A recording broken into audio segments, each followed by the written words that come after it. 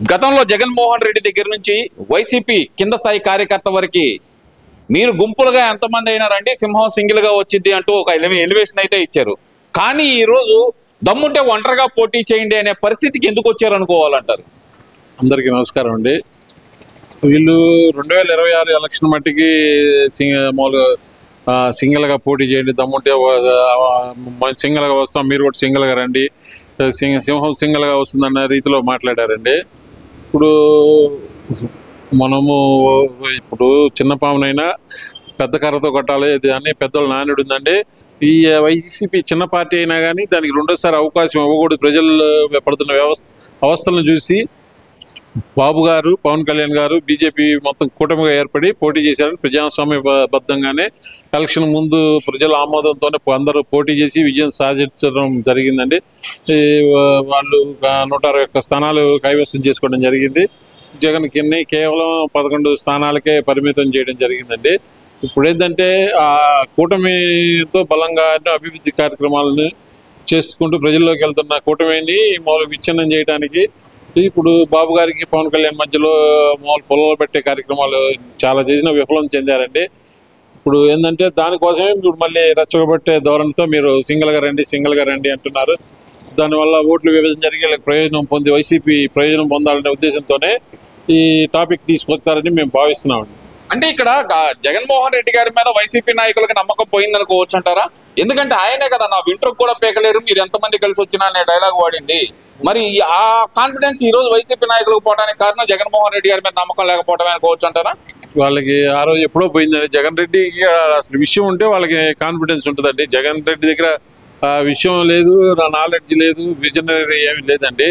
అతను ఏంటంటే కేవలం గత ప్రభుత్వాలలో సంపాదించిన వేల కోట్ల రూపాయలు ఖర్చు పెట్టి ప్రజల్ని అమాయకంగా మభ్యపెట్టి 4-5 పథకాలు ప్రకటించి అది మామూలు అధికారం సొంతం చేసుకునే ఆలోచన తప్ప వాళ్ళకి ఆంధ్ర రాష్ట్రాన్ని ఈ విధంగా ముందుకు తీసుకెళ్తాం, మేము వస్తే ఈ కంపెనీ తెస్తాం, ఈ కంపెనీ తెస్తాం అనే మామూలు విధానం అనేది లేకుండా మేము వస్తే వాడిని చంపేస్తాం, వీడిని చంపేస్తాం, అక్కడ రప్పారప్ప ఇక్కడ రప్పారప్ప అనే తప్ప వాళ్ళకి విజనరీ అంటూ ఏమీ లేదండి. ఒక విధానం అంటూ లేదు, ప్రజలంటే సానుభూతి లేదు, ప్రజలంటే అసలు వాళ్ళకి పట్టింపే లేదండి. కావాలి ఏంటంటే వాళ్ళ సంపాదన కోసం, అడ్డదారుల కోసం తప్ప అధికారం ప్రజల కోసం వాళ్ళు ఇప్పుడు ఆలోచించరు. అంటే ఎందుకంటారు వాళ్ళ మాటల మీద వాళ్ళకే కాన్ఫిడెన్స్ పోవడానికి గల కారణం ఏంటంటారు? ఒక రకంగా చెప్పాలంటే పవన్ కళ్యాణ్ గారిని రెచ్చగొడుతున్నారనే కంటే కనుక లిటరల్ గా వాళ్ళు అతన్ని రిక్వెస్ట్ కూడా కాదు, ఒక రకంగా చెప్పాలి బెగ్గింగ్ చేస్తున్నారు, దమ్ముంటే ఒంటరిగా పోటీ చేయమని. ఎలా చూడాలంటారు? ఒంటరిగా రమ్మని ఎలా అడుగుతున్నారో మాకు అర్థం కావట్లేదండి.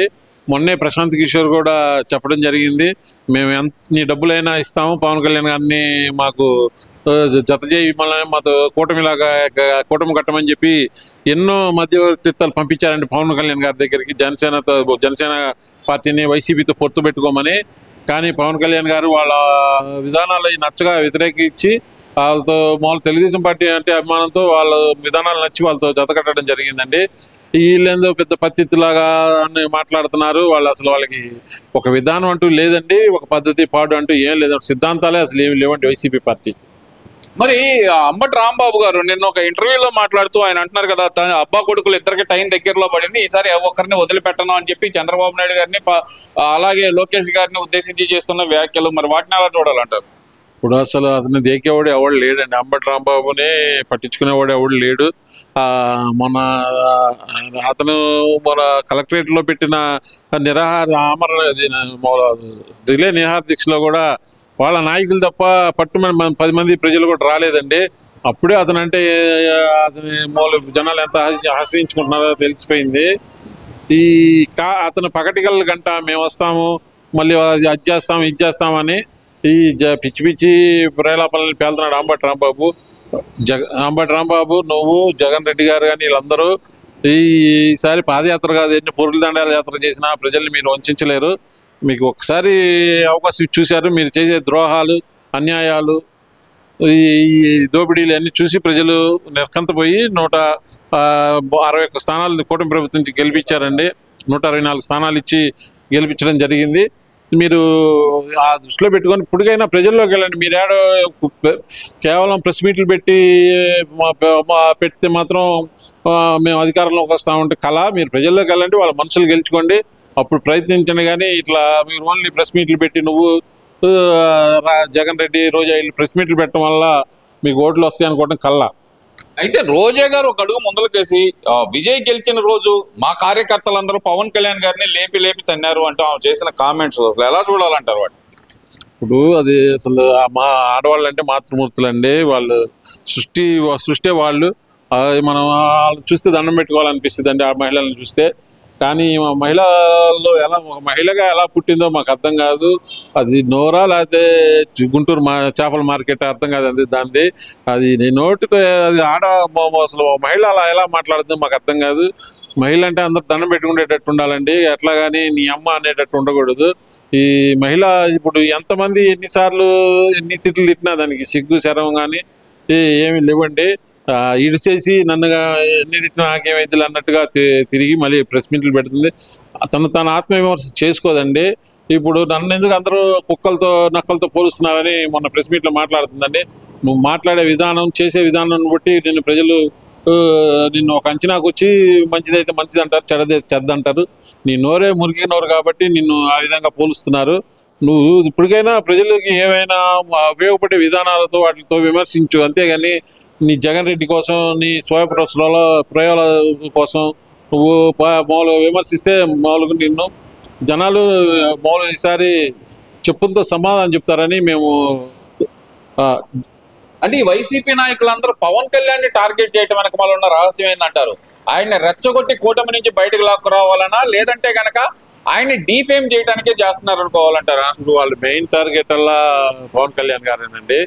ఎందుకంటే గత కూటమి ప్రభుత్వం అంత కన్విజన్ సాధించడానికి ప్రధాన కారణం వాళ్ళు పవన్ కళ్యాణ్ భావిస్తున్నారు కాబట్టి పవన్ కళ్యాణ్ గారిని టార్గెట్ చేస్తున్నారు. ఈ పవన్ కళ్యాణ్ గారిని సపరేట్ చేసేస్తే అవలీలుగా తెలుగుదేశం పార్టీని డిఫెండ్ చేసుకొని వాళ్ళు అధికారం రావచ్చనే ఉద్దేశంతో పవన్ కళ్యాణ్ గారి మీద ఇట్లా ప్రతిరోజు ఇట్లా పూటకి ఆయన్ని రెచ్చగొడదా విమర్శిస్తున్నారండి. ఇప్పుడు వీళ్ళు ఏం చేసినా కానీ మొన్న పవన్ కళ్యాణ్ గారే చెప్పారు, మేము 15-20 సంవత్సరాలు కలిసి పనిచేస్తాం, రాష్ట్రాన్ని అగ్రపదంలో నిలబెడతాము, అప్పుడు దాకా మేము విడిపోవాలని చెప్పారండి. వీళ్ళు ఇంకా పకటికల్ మాని ప్రజల్లోకి వెళ్ళి సేవ చేయాలని మేము డిమాండ్ చేస్తున్నామండి. అంటే ఇక్కడ అంబటి రాంబాబు గారి గురించి అడగాలండి. నిన్న ఆయన మాట్లాడుతూ పవన్ కళ్యాణ్ 15 ఏళ్ల పాటు వాళ్ళ కార్యకర్తల చేత ఆయన చంద్రబాబు నాయుడు పల్లకి మోయడానికి సిద్ధపడ్డాడు, కాపులు పరువు తీస్తున్నాడు అనే మాట కూడా మాట్లాడారు కదా. మరి ఇప్పుడు ప్రతి ఒక్క దానికి కుల ప్రస్తావన ఎందుకు తీసుకొస్తున్నాడో మాకు అర్థం కావట్లేదు అంబటి రాంబాబు. ఈ కాపులు ఇప్పుడు అన్ని పార్టీల్లో ఉంటారండి, వాళ్ళు జనసేనలో ఉంటారు, టీడీపీలో ఉంటారు, వైసీపీలోనే ఉంటారు. కానీ ఇప్పుడు కాపులు కష్టకాలంలో ఉన్నప్పుడు ఈ దరిద్రుడు ఏడ నిద్రపోయాడని మేము ప్రశ్నిస్తున్నాము. ఇప్పుడు ఎప్పుడైనా సరే ఇప్పుడు జగన్ రెడ్డి గత ప్రభుత్వంలో కాపులకి 5% తెలుగుదేశం పార్టీ రిజర్వేషన్ కల్పిస్తే దాన్ని జగన్ రెడ్డి తీసేసినప్పుడు ఈ సచ్చు సన్నాసి అంబటి రాంబాబు ఎక్కడ పళ్ళు తవ్వుతున్నాడని మేము ప్రశ్నిస్తున్నాము. కాపులకి మామూలుగా ఏ సమస్య వచ్చినా తెలుగుదేశం పార్టీ సొంత సమస్యలా భావించి అది తీర్చిందండి. వాళ్ళు ఇప్పుడు తెలుగుదేశం గత ప్రభుత్వంలో 1000 కోట్లు కాపు కార్పొరేషన్ ద్వారా నిధులు విడుదల చేసి అనేక మందికి విదేశాలు పోవడానికి వాళ్ళు కొద్దిగా డెవలప్ కావడానికి ఎంతో కృషి చేసిందండి. ఇప్పుడు ఈ జగన్ రెడ్డి కాపులకి కనీసం 100 కోట్లు కూడా కేటాయించలేదండి నిధులు, కార్పొరేషన్ నిధులు. కార్పొరేషన్ పదవులు అయితే ప్రకటించాడు కంటే వాళ్ళకి రూపాయి నిధులు ఇవ్వలేదండి, కనీసం రుణాలు కూడా మంజూరు చేయలేదు. అలాంటప్పుడు ఇతనికి కాపులు పేరెత్తే అసలు అధికారం ఎక్కడుందని అంబటి రాంబాబు సూటిగా ప్రశ్నిస్తున్నాడు.